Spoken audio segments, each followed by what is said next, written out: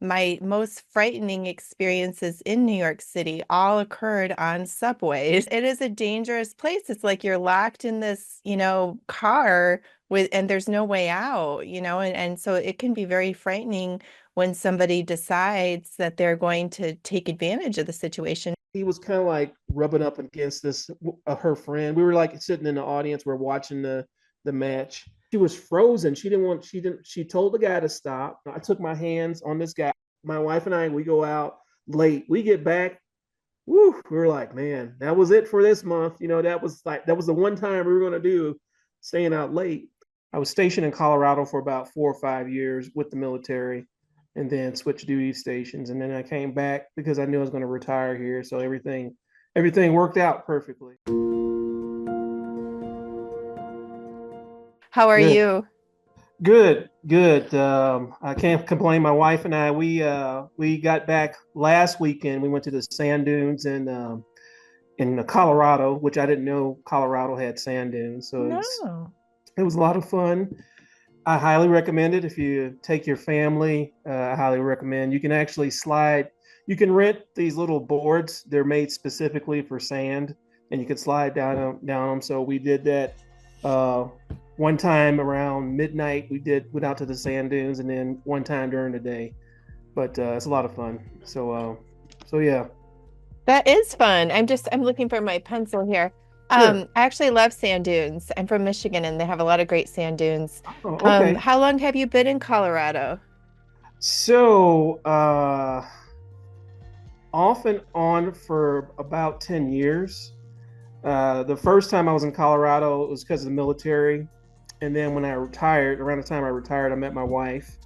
And then I've been staying in the second time around since 2014. But before then, I was stationed in Colorado for about 4 or 5 years with the military, and then switched duty stations. And then I came back because I knew I was going to retire here. So everything worked out perfectly. Yeah. And where did you grow up? So I grew up in St. Louis, Missouri. Uh, if you're from St. Louis is it's a very segregated town. I didn't notice it when I was growing up, but so I grew up in North St. Louis, and that's considered the black part of St. Louis, black part of town, and then South St. Louis is not as not as black, or well, whatever the term you want to use. I think recently though, it's things have kind of changed recently, so it's kind of you probably hear Maverick. He's over here. He's wondering why I'm talking to this. We have a pet here. Come here, come here, come here, come here. He won't jump. Like Is he he'll camera jump on. shy? He'll jump up on me any other time, and then when I ask him to jump up, he won't do it. So he's just looking. Come here, come here, come here, come here. Here he is. All right, that's Maverick. Hi, Maverick. Yeah. Beautiful dog. Yes. So so yeah, I grew up in St. Louis, and then up until probably about 18 or 19, I went off to college and uh, did the college thing. Went to, I think last time we talked, I think I told you I went to a military school in Vermont, and then yeah, so it's yeah. And I mean, that's an interesting observation about it being, you said a very segregated town. I assume that that wasn't by law, right? I mean, I don't know exactly what decade you refer to here, but do you feel like that was like a relic of just from when the laws were that way, or do you think? I think part of it is a relic. Mike Maverick, stop. I think part of that is a relic of the laws. There was some segregation, and I'm sorry, I'm trying to keep him That's quiet. okay. Yeah, there was. From speaking to my mom, during the civil rights era, there was St. Louis is probably on the map of significant places where civil rights uh, were fought for, and so I think it's a relic. It's a relic of that, and so a lot of times when you're from St. Louis, you notice you notice when you pass certain streets, you pass from the black neighborhood to the white neighborhood, And growing up, you just thought that was the way it was. And then when it gets explained to you, you kind of get locked into your different neighborhoods. But I think it's changed. It's starting to change. Since I've moved away, I kind of feel like, because I've lived in Colorado so long, I have to mentally prepare myself when I go back to St. Louis, because I deal with not only segregated areas, but also the crime. And so you have to be street savvy. You have to be um, very situationally aware. That's something that I practice when I go home. Like my wife, she kind of she laughs at me. She's like, we go to a restaurant, and she knows what seat I'm going to sit in. She's like, I know we're gonna change seats. Which seat do you want to sit in? Because I'm always in the situational awareness. Some of that is military training too, but I've kind of learned that's kind of from my from my childhood up until military, and then in retirement. That's kind of the progression that I've gotten. Wow, yeah. I mean, I think it's a luxury, right, that your wife can laugh about that. You know what I mean? Yeah, It kind of reminds me in some way of it's almost like only rich people can laugh and say money doesn't matter. yeah, When she knows that, her husband is really thinking about safety and whatnot, then she can be lighthearted about it. So right. that's actually really nice. Right. I have, before I forget about it, it's a very funny TikTok video, and it explains what we're talking about. There's this gentleman, he's walking with his girlfriend, and they're walking in the mall, and then they flash to her, and then there's the song "Making My Way Downtown," la, la, la, la, and she's walking, she's like, la la la la la la la, and she's even kind of mimicking the song, and then it flashes to him. He's like, "Okay, I see two suspicious people to the left. I see an escape route to the right," and it's meant to be funny, but I showed that to my wife, and I say, "Now watch this video." And I bet you laugh. And she saw it. She's like, "Yeah, that's me." I was like, "Yeah," because like when we go out, I am situationally thinking about stuff. I'm thinking about, okay, where's the exit?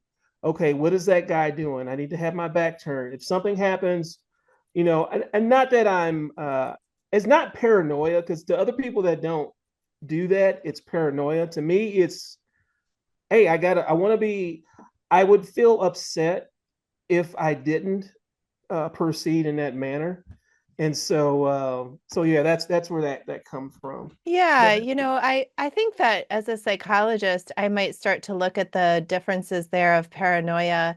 Like if, for example, beyond just simply being situationally aware, which is great, if it became such an intrusive thing that you were like unable to even just enjoy yourself at a church picnic because you just were consumed, you know what I mean? And Yeah. so there's a difference between that, practical, pragmatic, habitual awareness, versus like such an intrusive thought that it interferes with your functioning. And it sounds like you're on the right side of that equation, that you and your wife are laughing about it. Yeah, even one more short story. My wife and I went to her cousin's wedding back in May, and before the wedding, we're in Dallas, Texas, downtown Dallas, and we're walking around downtown. And downtown Dallas, there are a lot of homeless people that you could walk by somebody that's sleeping or whatever. And so her sister has a daughter. Her daughter's like 7 or 8. We're walking down the street, and I see her little daughter's to my left. I'm here, and then my wife and her sister to my right, and there's this homeless guy that's on this side, but her daughter's to my left. And so because I do this I even do this with my wife. I walked to her daughter's left to push her in between, and it was very subtle. And her sister later, she's like, I see what you did there. She's like, what are you talking about? I said, I saw what you did. It's like I saw because there was a guy laying on the ground, and you didn't know if he was like playing possum or anything, but you just don't want to take a chance. And so she's like, I see what you did there. And I said, what do you mean? It's like, I said, I like what you did because she was just talking because she's 9 years old. I went to her left and I just I kind of nudged her back towards the inside of the group. And so, but I enjoy just when I think about that, I'm thinking about that.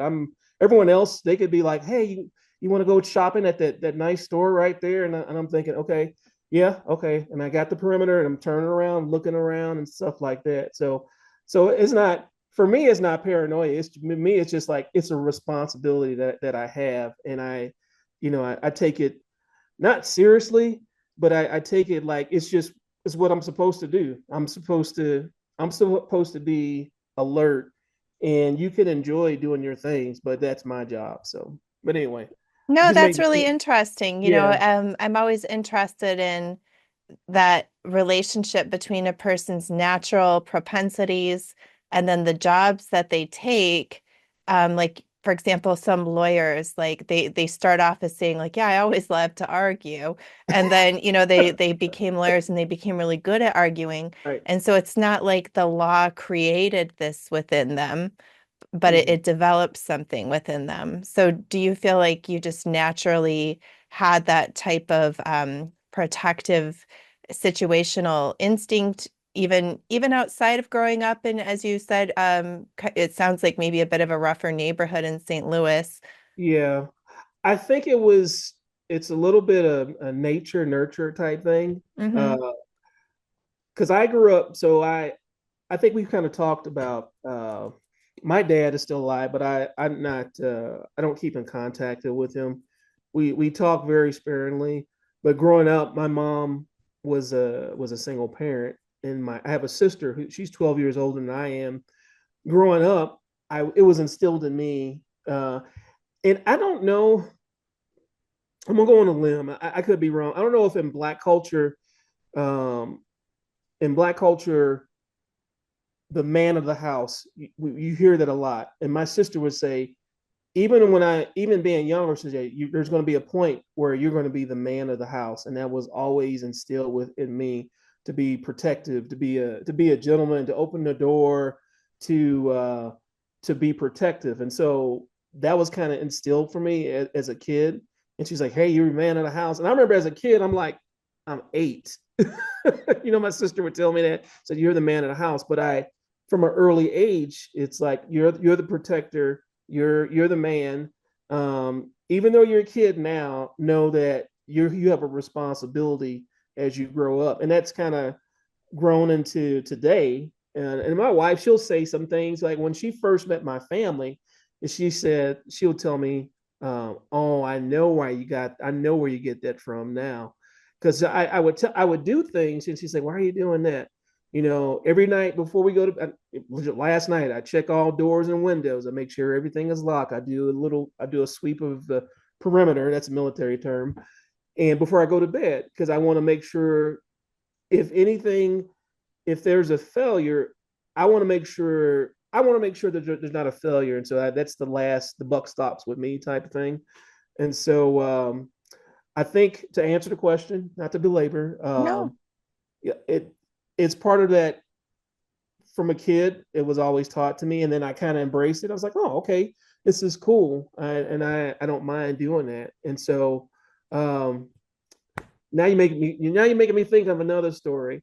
Um, Probably about 10 years ago, I was out with a friend, a lady. This is before I got married, lady friend that I was kind of we're kind of dating, and then she asked me to come to one of her sporting events. It was a roller derby, and there was this guy I didn't know at the time. He was a professional soccer player from the local Colorado team, and he was kind of like rubbing up against this her friend. We were like sitting in the audience, we're watching the match, and I could see her friend was uncomfortable, but she was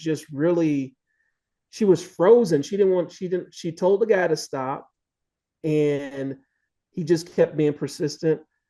And then all of a sudden, I took my hands on this guy. I didn't know the guy. I took him, put my hands on him, and I just moved him away. And everyone everyone stopped and just started to clap. And I was like, I didn't see a big deal in it. I just thought like, I see that she was, sometimes you can get so afraid. Just like, I told this guy to stop, rub it up against me. And then I think everyone else, I He think it was was rubbing up against you? no, of the girl. She's Oh, rubbing against the yeah. girl. Yeah, I'm sorry. I kind of get tongue tied. Girl up against the girl, and so I took him from this side and I put him to my right because that got him away Yeah. from her. And I was surprised. Like, why didn't anybody do anything? And everyone starts clapping. And then till this day, I'll see somebody that was like, "Hey, I remember you. You that guy from that professional soccer player." I didn't know who he was. I just thought, I was like, why? It's so inappropriate. And she looks uncomfortable. And so it was just like, it's an instinct. And getting back to what I've been taught, it's like sometimes you have to be brave and do something. And I didn't ask permission. I just said, she's telling you not to stop rubbing against her. And, just took him by the shoulders and moved him over. And I think he might have been drunk too. And he kind of sobered up. But I think things like that, as the protector, being raised to be a protector, is something that um, it's been instilled in me, and I just I take it seriously, and sometimes I'll see situations and I'll just act. My wife will be out somewhere, and I'll see somebody needs some help, and I'll jump up and say, "Where you going?" I say, "I'll be right back," and I'll go help somebody. Depending, just realizing it. There's sometimes people just don't have time to say, "Hey, I need your help." Hey, I'm in danger. I need your help. Sometimes you just have to, when you're situationally aware, you notice those cues. But if you're just like, oh, okay, and then something happens and like, what? How did I not see that happen? It's like you have to be engaged with your environment the entire time. Yeah, definitely. So, I mean, it's an interesting topic though too, because I mean, I think everything that you're describing is great, and it sounds like the people in that crowd with their applause that they really reacted well to it. But what troubles me sometimes is I see men, stepping up to protect and to help in those types of situations, whether it's in that way or, just being gentlemanly in other ways. And sometimes I see men in those situations being labeled as toxically masculine or mansplaining, or Yeah, being persecuted in some way, like as if what they're doing is wrong. So I'm just wondering if you've ever experienced anyone that wanted to kind of be unappreciative and mislabel you in that way. yeah. I'm glad you brought that up because a lot of times I've felt when I would do things, it would be unappreciated. But then I thought, I had a mentor tell me sometimes you just have to do things because it's the right thing to do, and you let them deal with that, whatever's going on. You're like, hey, I didn't need your help. And I was like, I'm sorry. I didn't have time to ask you. There's this dangerous situation. And that's on them. You can't control how other people, because I used to feel bad. It's like, man, I'm trying to be a good person. But then at the end of the day, that's on them. That's what they're dealing with. If you feel in your heart that you're doing the right thing, those times where I took action, I felt I don't have time to ask the girl she looks petrified. Let me act first, and then if she's mad, she said, "Oh, I wanted him to rub up against me." I was like, Could be and it's just awkward. like, yeah, and the thing was, Ian, bring him about, back, please. yeah, exactly. There were 10 people in that group, Yeah. and everyone was just like, it's like it's almost like the group thing. No one wanted to respond, and I'm thinking, I'm looking around, and I'm like, okay, something needs to be done. And so Yeah. the toxic masculinity part, if someone has said, she didn't need your help, I was like, well, I apologize, but I feel better that at least I did. I feel like my experience, I have enough experience to where I can read a situation and I'll get involved. There's times where there may be a situation where it's too dangerous, and I'm like, I have to weigh the pros and cons. I have a hierarchy of danger. If it's my wife, I'm gonna risk my life. I didn't mean to rhyme that way. Yeah, but Wife, it makes sense. It's yeah, if it's it's my wife, I'm catchy. gonna risk my life. It's if it's loved ones. Now, if it's a total stranger, I have to weigh the risk reward type thing. It's like, hey, I'm gonna risk my life, but I don't know this person, and there's just you look out for your family first, and I'm gonna be helpful, but I'm gonna be smart about it. And if somebody thinks I'm toxic, I I've learned I used to let that worry bother me, and then now I'm like, okay, I know who I am. I know my intent. Um, if you're gonna yell at me for saving your life or getting you out of a situation, I can deal with that. But if you die, I can't live with that guilt. If it's like, hey, I could have did something, I could have saved that person's life, and then worried about someone calling me. I've been yelled at before. Being in the military, you mess up, you get yelled at, and then you just get immune to it, and you're just like, okay, all right, there's nothing. Being yelled at, it can't kill you, and so that's how I deal with the toxic Yeah, masculinity. and it Yeah. sounds like you were able to adapt that attitude in part because your mentor told you, "Hey, like that's you can't worry about that too much." Which I just want to highlight as, as a marker of a high functioning person is that high functioning people will oftentimes seek out a mentor and then be a coachable mentee, right?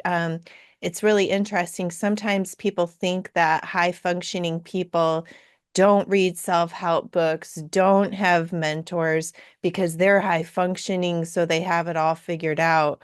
Whereas actually the opposite is true, is in my experience, high functioning people are actually the most likely to be seeking people who are doing something better than they are in some area or who have some wisdom or knowledge that they don't, and then they want to learn from those people or those resources, and then they are willing to be flexible and apply those new ideas and grow. So that's great that that's what you did there. Um, your story also, it kind of reminded me. I don't know if you followed the Daniel Penny case in New York. Are you Mm-hmm. aware of him? Yeah, yeah. Refresh my own side. Yeah, the name sounds familiar. Yeah. So Just he's one of your brothers in the military. I believe he was a Marine. Are you a Marine? okay. What was your branch? I'm in the army. Okay. So I Yeah. believe he's a Marine. Mm-hmm. And he is, in fact, he could probably still use a lot of support out there. So, prayers to Daniel Penny. He was Mm-hmm. on a New York City subway and a man came on. You know the Yeah. story now. Yeah. Yeah. Yep. Yep. Yeah, I remember. I look at that. It's like peeling an onion. There's the racial element with that. Sorry, before you go into that, I Oh, I'm just want to sorry. recap quickly so that Okay. anybody who doesn't know, and then I want to Okay. hear I'm your sorry. thoughts. But yeah, Got it's, you. it's a quick story about Daniel Penny, who, as Ian alluded to, that there is a racial component. Daniel Penny happens to be white. He was a Marine that was on a New York City subway, and I believe it was a black assailant, we'll call him, who got Mhm. on the train and I believe was actually verbalizing, I could kill someone Yeah. today. Like, Yeah. he was being openly menacing, getting into people's spaces. And I think he, started to get physical with Hmm. some of the people on the train. And one of the victims actually was, to your point about the racial component, was a black woman Yeah. who has Yeah. expressed incredible gratitude. She wasn't upset at all. So Right. Daniel Penny, put this man in a kind of like a chokehold or something, Yeah. like he and another gentleman on the train.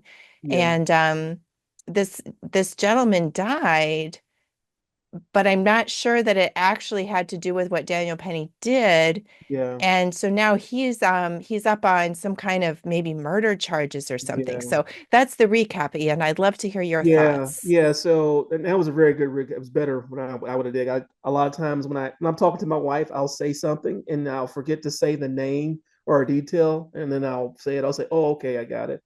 But in that case, the assailant, the black gentleman, I don't know if you knew this. He had many years of mental. He had some mental issues in his family. They reached out, and I'm not 100% sure if his family could have helped him out.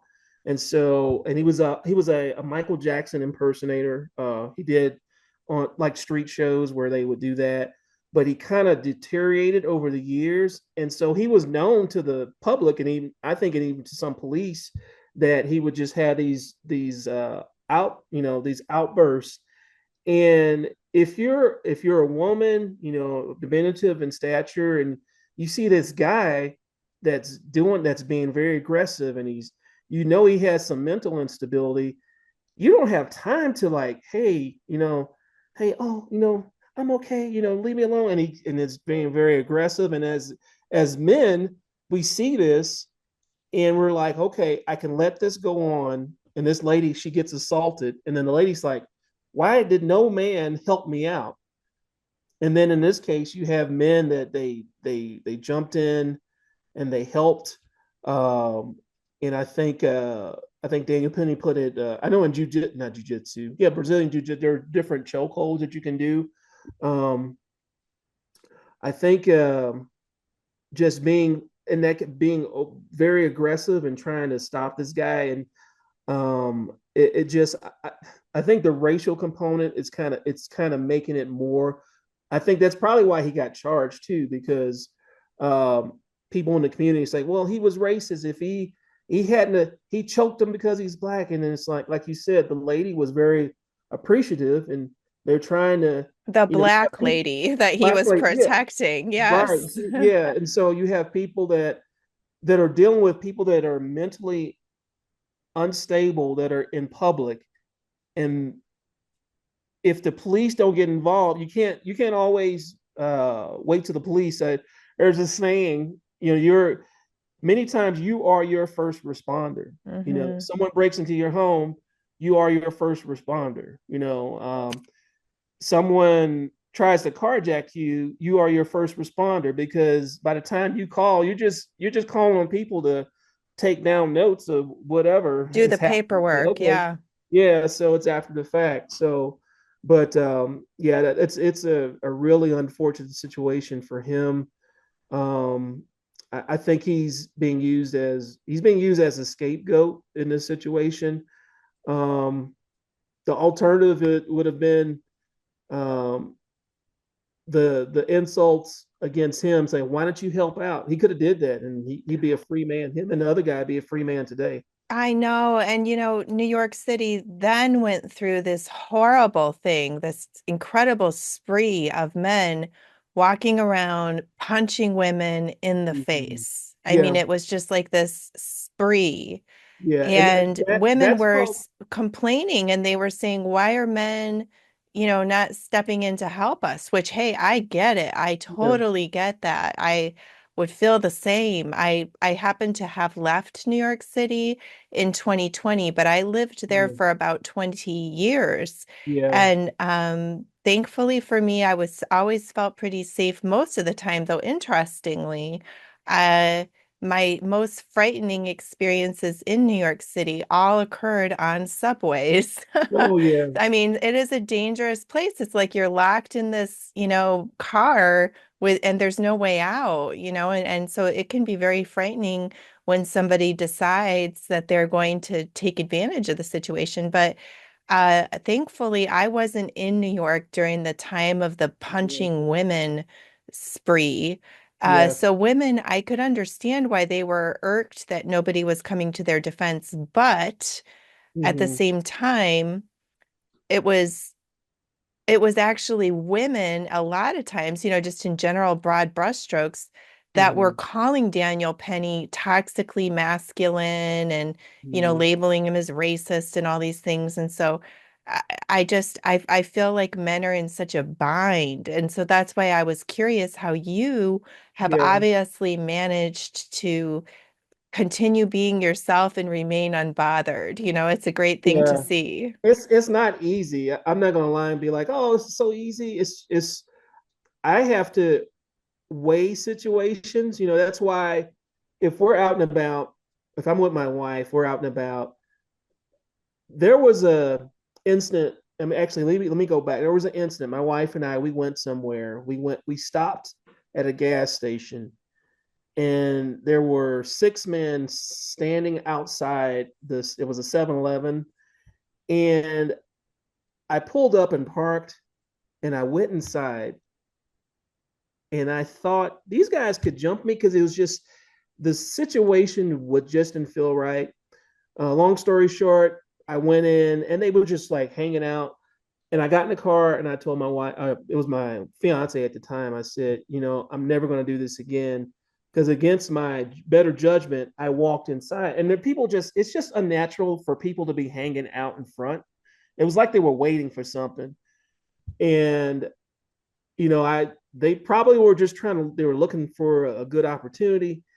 And against my will, against my judgment, I walked inside. And so a lot of times, getting back to situational awareness, I told my wife, if we're in that situation again, I'm never going to, if we have to stop, if we stop somewhere and we see that, we're going to go somewhere else because it's not worth it. And I think I went to get a drink or something.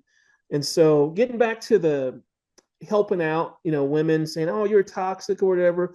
I've seen situations where men have helped, a guy's helping a lady, she's in this, she's being attacked, and then he ends up getting killed because he's trying to help her out, and then the lady just runs away, or the person helping out gets beat up, and she's like, "Oh, well, you didn't have to help me out. I mean, I had it under control." And so it's.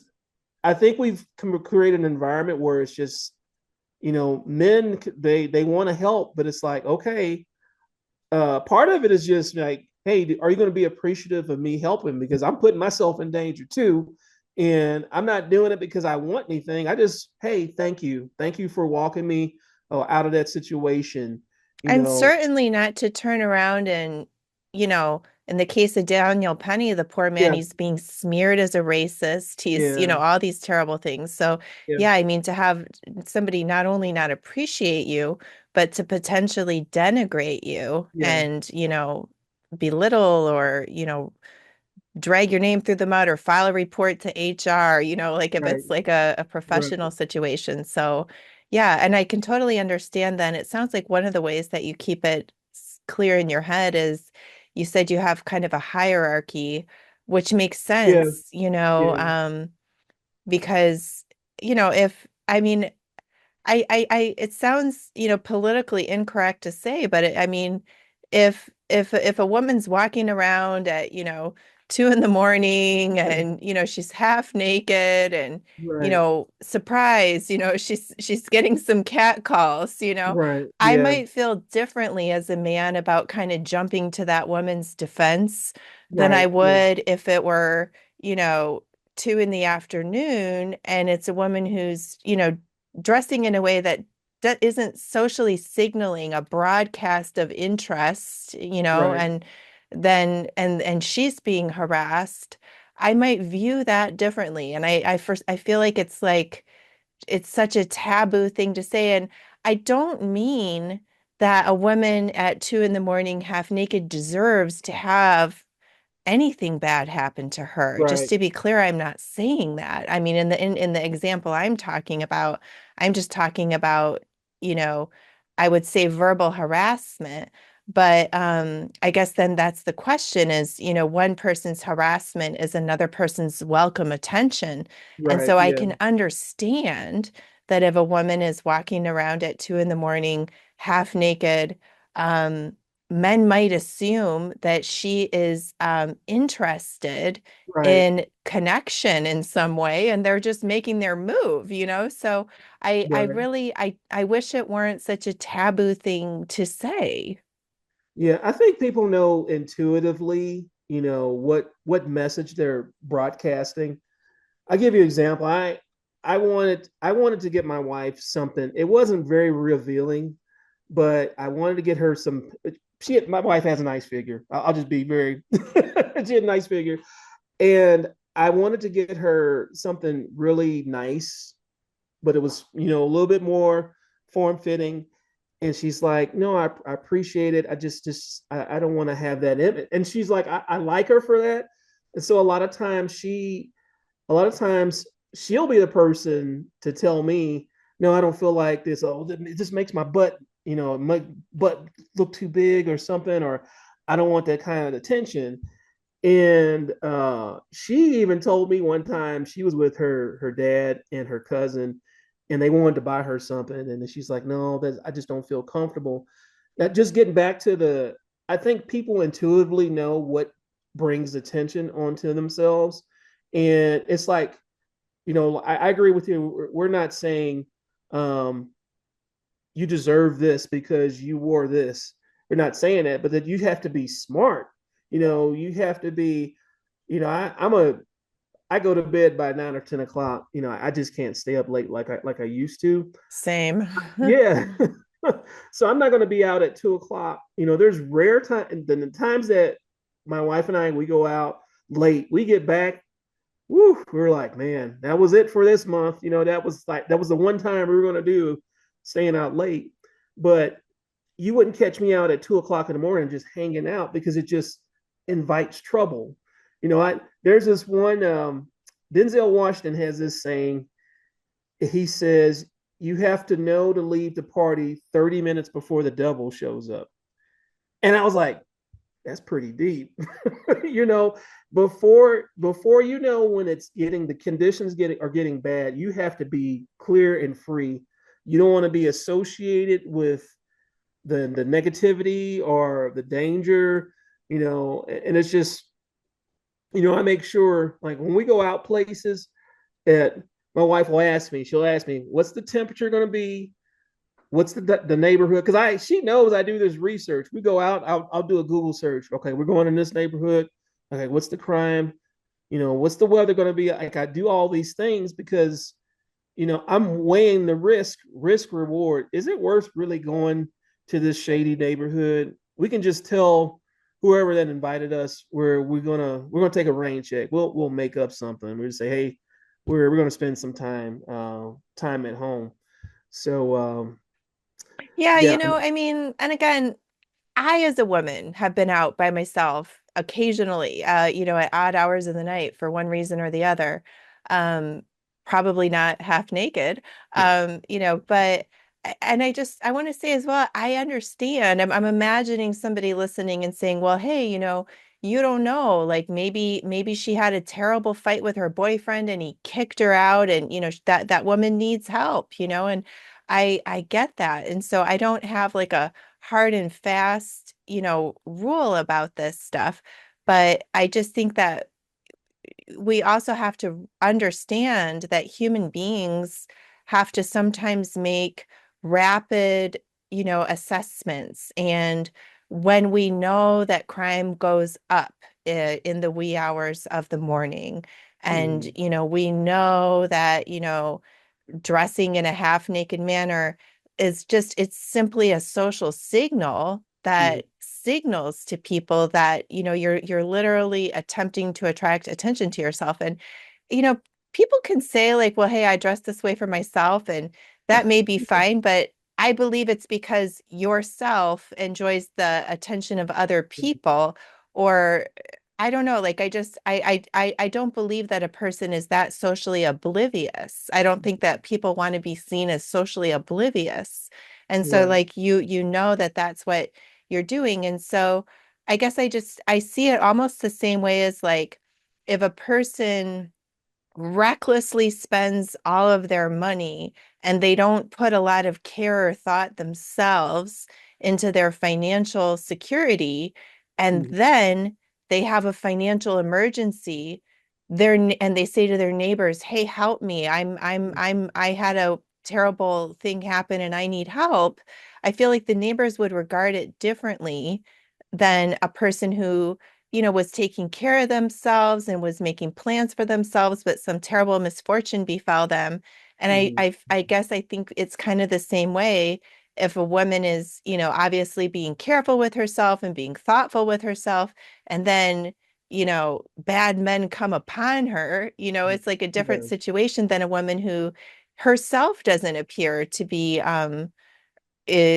taking a lot of thought or precaution about it, you know. And again, I really struggle with it. But one of the reasons I'm saying it anyway, even though I know it is uh, I think very taboo to say, is because I'm doing a lot of work about the mental health benefits of free speech.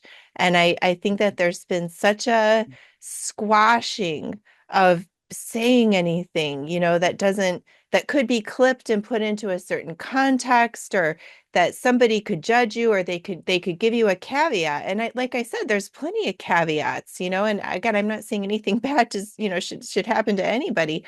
But I also just, as you said, I mean, men risk their lives when they intervene to stand up for women. And so Yeah. you have to, I think it's a very valid thing that a man might appraise the situation, including, you know, what social parts of herself the woman is broadcasting about herself by her, you know, presentation and the time and location in which, you know, she is Yeah. appearing. So yeah, and I found the more that we hold things back, the less clearly we can think. Like it's been actually amazing to me. I started speaking up openly for the first time, saying anything that could be politically incorrect when I started talking about the harms of masking children. And it was amazing to me how I noticed my thought process on that topic, as well as even other topics, got more clear. And I thought, well, duh, like as a psychologist, I should know this, that verbalizing things helps to solve problems, and it helps us to think rationally and objectively about our thoughts, and it helps us to elaborate on good ideas and even notice and discard bad ideas. Like when we say something a lot and we're like, you know what, that actually doesn't sound right. Let me take that back. But if Yeah. we don't get to say it and talk about it, I believe we stunt our own thought process. So that's why I'm trying to be bold here. Yeah. And just to piggyback on your boldness, that helps someone else become braver when they see you speak out on mask, and they're like, I always wanted to say something, but everybody gets canceled anytime they talk about that. Because I think I'm trying to remember where I heard that. It's just like when one person stands up, you don't realize the power that you have when you do something like that, because someone else is like, man, Dr. Carmichael, man, I didn't know I thought she was just like everybody else. They were like 6 feet, you have to maintain 6 feet, you got to wear a mask, got to do all this stuff. But she's like, hey, what if this isn't true? And we're finding out with the 6 feet thing, they were asking in some I think it was some congressional thing, and they're like, "Where did the 6 feet thing come from?" And they're like, "Well, we don't know. It was just some arbitrary thing." I was like, "Are you serious?" And then you're finding out about the mask. They're the particles when you sneeze. There's so many. I think it's called micron or something. It's so tiny. It's smaller depending on the type of mask you wear. The little bandana that you got from the gas station is not going to stop it. So being able to speak and like, hey, let's have a discussion. Okay, we know that this virus, this thing is real. What makes sense? Let's have a discussion. Let's have a debate. Let's not squash people, because some people are asking questions. Because I may have a relative that's dying. I want to go see him, and the hospital is saying you can't see him because of the X, Y, and Z. I'm like, wait a minute. You know, I may be the last person that they see. I want to give them some comfort, and you telling me I can't see a loved one. But what you're doing, being brave, I think everybody reaches a point where they're like, you know what, I'm tired of just following everyone, like sheep. I'm going to be brave. And then someone else sees you. Like I don't know if I told you this. I get messages in Facebook. They'll see me post something. They're like, man, you are so brave. I say, why? I was like, I like what you posted, but I can't say the same thing you say. And devil's advocate, everyone is in a different situation. They may work for some Fortune 500 company, and they want to keep their job. And so they feel like, hey, I can't, you know, I'm glad you post what you post. But I can't do that. And I get those messenger messages, probably once a month where somebody will say something. I was like, I'm glad you post this because I've changed my perspective on it. Because you never see that until someone becomes brave. But everyone has a point. So yeah. But it's good that you did that with the mask Well, thing. thank you. Yeah, as what you said about, you said you weren't sure where that you had heard it, but that um, even just hearing one person, kind of talk about the emperor's new clothes, so to speak, Yep. can make Yep. the other people say, "Hey, you know what? I Yeah. don't think he's wearing clothes either," or whatever Right. it is. Right. What is it with me and half naked, references today? Right. Yeah. But Yeah. but the psychology behind that too is actually this is part of this talk I gave recently for the Open Therapy Institute about the mental health benefits of free speech. And so I as part of my research came across this very interesting piece of information that relates to what you were saying about the importance of even one person speaking out.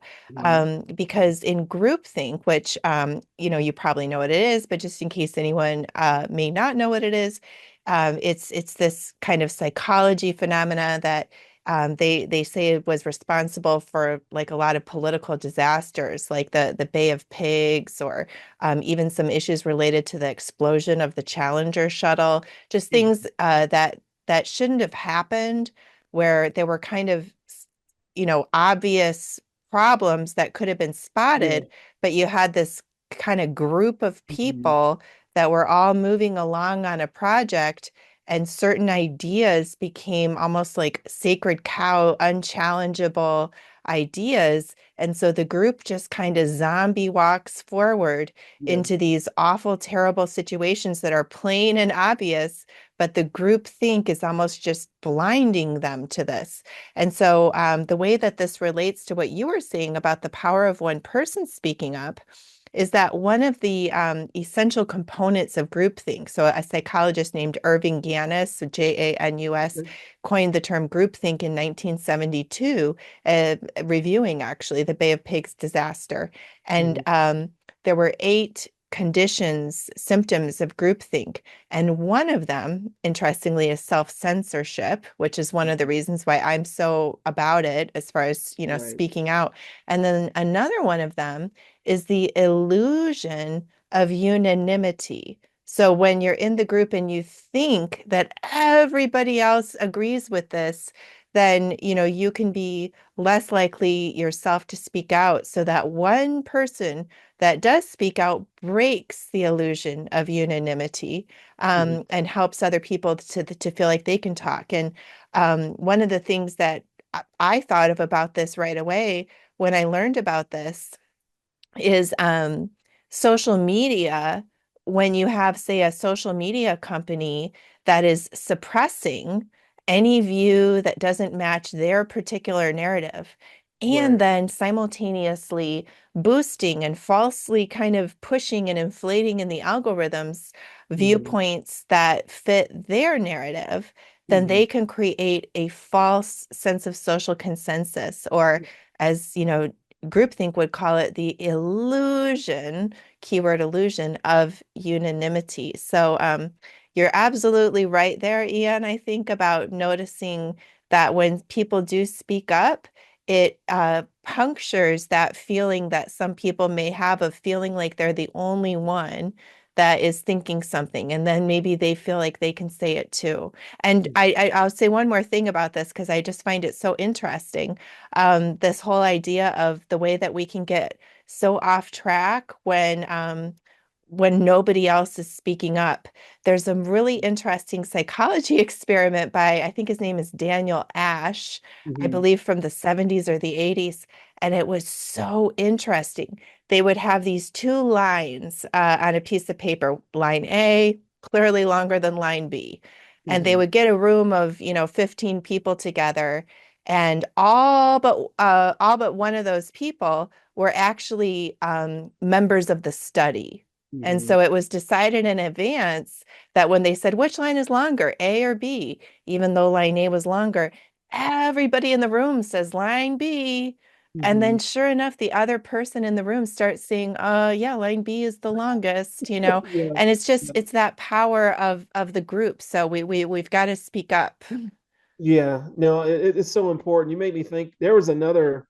Um, I graduated. I was like a psychology major, but I haven't reached your level, so I'm just like the basic tier of psychology. There was this experiment. It was in a doctor's office where people came into the office, and there was several people were part of the study, or part of the group that was trying to influence the study, and then you have a random person walks in the office, sits down, and they have this beep that goes off. Every time the beep went off, everyone stood up, and then the person that just came in, they just like, okay, I stood up, and then another beep, they sat down, and that went on every time a new person came in, until all the people that were the actors per se, they were out.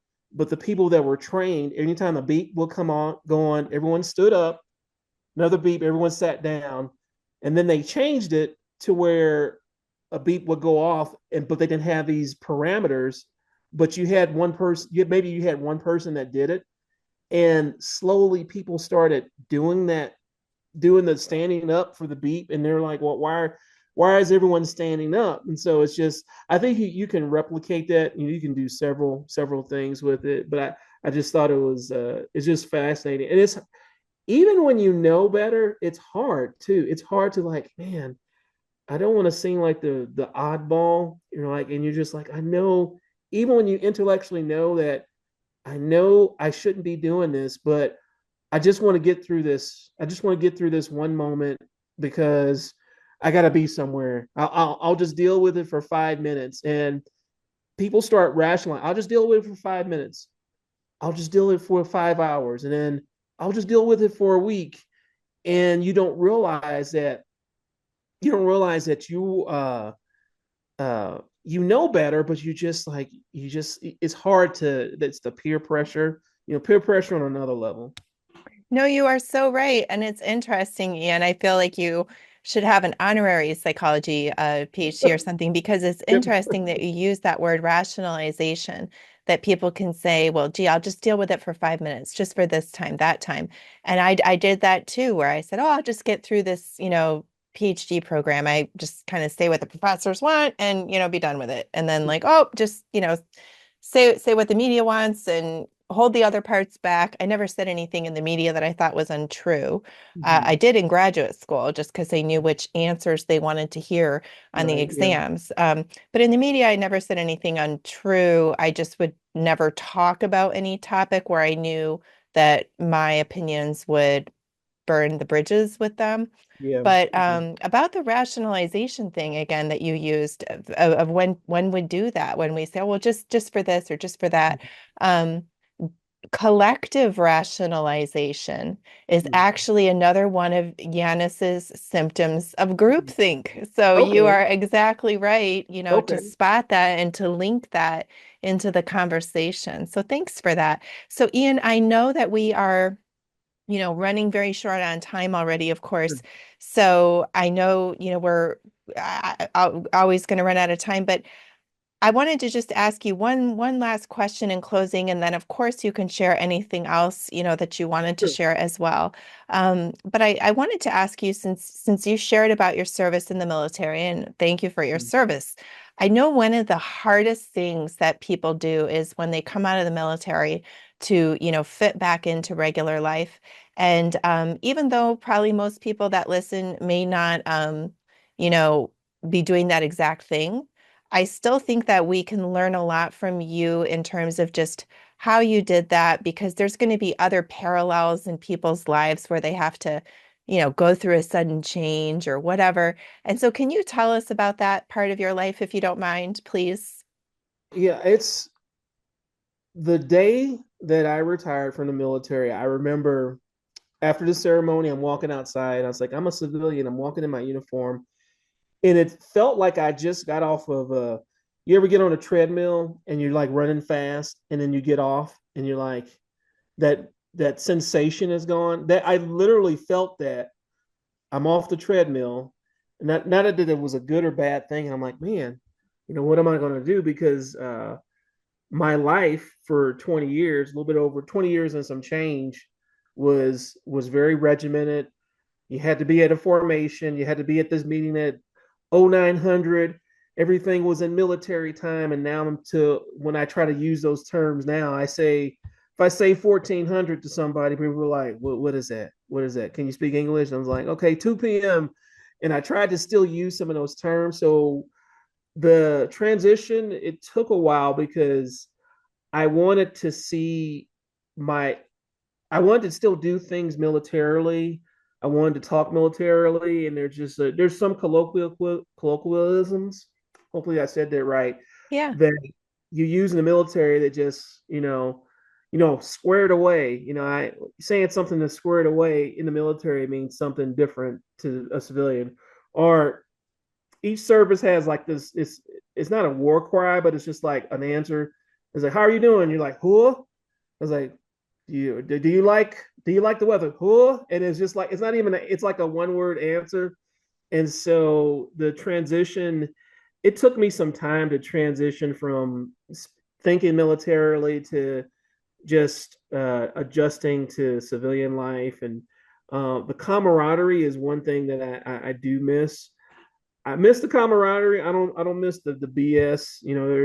Even in the military, as an officer, the higher rank you get up, there's a lot of politics, and that's something that I didn't like. Even though I keep up with politics, I don't like being the part of it. Um, being part of that culture. So yeah, so it's taken me some time to adjust, and then when I see other people in the military, I can interact in a military type of way, and I've learned to um, not to be as regimented when I interact with people. Hopefully that answers the question. Yeah, yeah. So just to recap that, I think the three main takeaways I got from that was, first of all, that you were patient with yourself. You said, okay, it's going to take some time. And then number two, you were open with yourself about the fact that there were certain things that you wanted to retain from the military, and you were intentional about that. And then thirdly, you decided to be intentionally flexible about recognizing there are certain things I'm going to keep from that experience, but there are other things that I'm going to be more flexible about. And by labeling those things, I think that makes a lot of sense. I feel like when people don't do that, they can get really black and white about it and feel like they have to like let go of the old thing completely. And then they like secretly try to hang on to it because they're not giving themselves permission to just notice certain parts and continue them. And Mm-hmm. when people do that, like you did, I think it frees them to feel secure, to say, I'm not going to lose that time. I've even got certain things I'm going to bring onward. And Mm-hmm. then that frees you to clear some space for what's next. So thanks for sharing that, Ian. That's really Sure. helpful. That was a good summary. You're really good at that. I was like, man, that was pretty good. Yeah, Well, hey, it's actually, you're the one who provided the yeah, material, no, so thanks for that. yeah, no, being able to summarize. That's pretty good. So, yeah, Yeah, well, thanks again, Ian. It's so yeah, good to thank see you. you. And if I'm in Colorado, I'll definitely look you up. And if you're Yeah, in definitely. the Florida area, let me know. Sure, definitely. Well, thank you. Thank you for the call.